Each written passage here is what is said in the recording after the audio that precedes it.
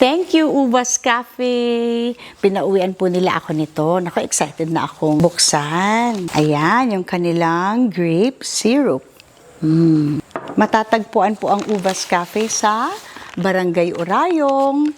Bago po kayo mag-kanan sa Nagilian, papuntang Baguio, along the highway lang po yun, makikita nyo po ang Uvas Cafe na napakasarap. At sobrang bait po ng owner. Grabe, very warm po sila. Pati po yung staff nila. Napakababait po nila.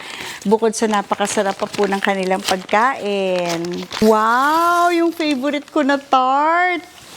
Thank you, Uvas Cafe. Wow naman. Ako, ang sarap po niyan sa coffee. Grape pickles. Wow! Grape jam. Naku, favorite din po ito ng lakay ko tsaka ni Isabel. Mahilig sila sa jam. Guapol jelly. Oh, thank you, Uvas Cafe. I love you, Uvas Cafe.